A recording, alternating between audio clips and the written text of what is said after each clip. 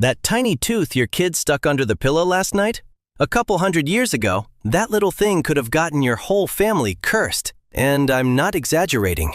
People burned their kids' teeth, buried them deep, fed them to mice, sewed them into charms, and carried them into battle. Anything but the trash. Because they were dead sure of one thing. If that tooth landed in the wrong hands, your child was done for. Sounds insane, but give me 2 minutes and you'll see their gut was right. Science just didn't catch up until 2003. Here's the part that'll keep you watching. Cultures that had never even heard of each other, Vikings, the Chinese, the Spanish, the Slavs, all somehow landed on the exact same rule. A baby tooth can't just be lost. And when the same idea pops up all over the planet on its own, there's usually something real underneath it. On the surface, it looks like pure superstition. Spirits, witches, a magic mouse. But buried under all that weirdness is a hunch that science circled back to basically yesterday, this time with a microscope. That baby tooth is not garbage. People felt that for thousands of years. They just couldn't explain it. That felt it but couldn't explain it is exactly what we're going to crack open. Let's start with the fear. Almost all of it traces back to one idea, and folklorists call it sympathetic magic. A piece of you gives someone power over all of you. Same logic as a voodoo doll. Hair, nails, blood, pretty much everything a crime lab swabs for today, and yeah, teeth. Anything that was once part of your body still keeps a secret link to it. And a tooth is the champ. It's hard, it doesn't rot, it sits around for years, easy to hide, easy to steal. The belief was simple. If a witch got hold of your child's tooth, she owned the kid. She could curse them, bind them, put them in the ground. So you couldn't just leave it lying around. It was like the thing was being hunted. And people got rid of that threat for real. They burned the tooth, buried it deep, or fed it to an animal. Anything so it wouldn't fall into the wrong hands. In England, kids were told to burn every tooth they lost, and the threat was not exactly kid-friendly. Don't burn it, and you'll spend all of eternity in the afterlife wandering around looking for them, one by one. Rough motivation for a 7-year-old, but hey, it worked. Bury it in the ground, on the other hand, and the tooth was supposed to spare the child grief in the next life. Up in Scandinavia, the god Loki himself was on tooth duty. You'd toss the tooth into the hearth fire and ask him for a new one, a bone tooth for a money tooth. Any way you slice it, zero romance, pure safety protocol. But it wasn't a threat everywhere. Sometimes the tooth was an asset. Up north, there was this thing called tandfæ, literally tooth fee. Your kid loses their first tooth, you hand them a coin. The phrase is so old, it actually shows up in the Poetic Edda. And supposedly, as the legend goes, some folks wove baby teeth into jewelry and carried them into battle as a good luck charm, because a child's things were believed to hold a special kind of power. The hard proof is thin, but the story refuses to die. So think about that. The same little coin under the pillow that the fairy drops off today? That's the faded, defanged ghost of a warrior walking into a fight wearing a necklace of milk teeth.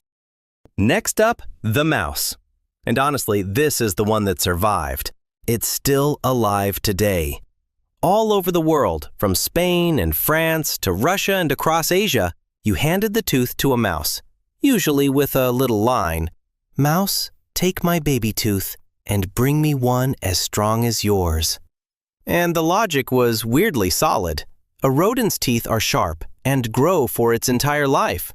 So, let the kid's new tooth come in just as tough, just as mouse strong. In France, she was la petite souris, the little mouse. In the Spanish-speaking world, she's got a name and a whole backstory. Ratoncito Pérez.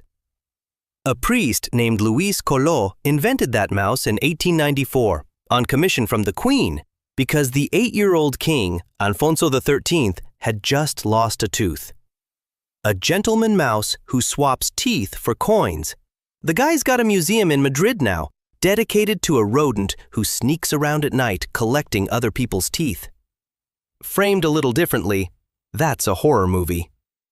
And some places sent the tooth even farther, literally up onto the roof. In China, Japan, and beyond, the top teeth got thrown onto the roof and the bottom ones tucked under the floor or the bed, so the new ones would grow in the right direction. And it wasn't until the 20th century that Americans took this whole wild lineup, the witches, the mice, Loki, the Vikings, and rebranded the entire thing into one cute winged tooth fairy. She first showed up in a newspaper back in 1908. That creepy old mouse basically got cleaned up, powdered, and handed a pair of wings, of a brand any marketer would kill for. Nowhere's the felt it but couldn't explain it part. In 2003, a scientist named Songtao Shi did something nobody had bothered to do. He actually looked inside a lost baby tooth, his own daughter's. And in the pulp, the soft center, he found living stem cells. They named them shed, stem cells from human exfoliated deciduous teeth. Turns out the tooth you just swept into the trash is a tiny capsule of cells that, in a lab, can turn into bone, into dentin, even into nerve cells. Not a keepsake, a living biological resource. And this isn't some pretty theory. Cells from baby teeth are already being studied in labs as raw material to someday repair bone, regrow nerve, rebuild tissue. Right now, there are banks around the world where parents send in their kids' baby tooth to be frozen. Biological insurance, in case those cells ever matter to future medicine. These days, you don't pay the mouse or the fairy for a lost tooth. You pay a cryo-storage facility. And their rates bite a lot harder than a couple of quarters under the pillow. Which is, when you think about it, the exact same move the Viking with his charm and the mother hiding a tooth from a witch were making. Save the tooth, because there's power in it. Only now it's not a superstition. It's a line item in a contract.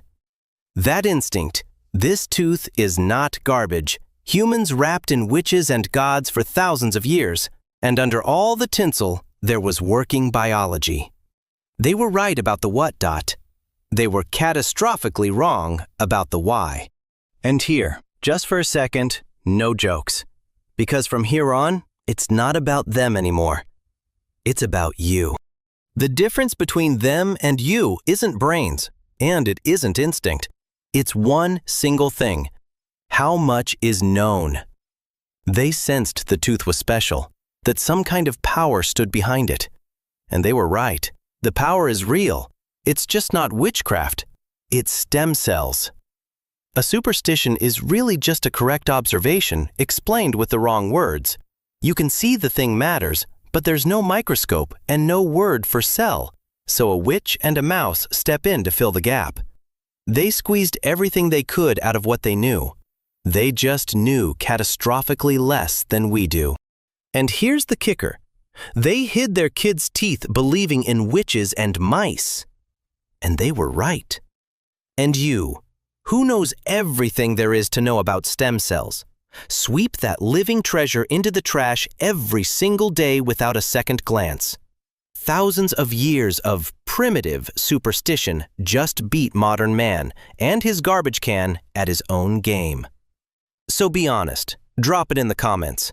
Would you actually save your kid's tooth for the stem cells? Or does the fairy get to keep it?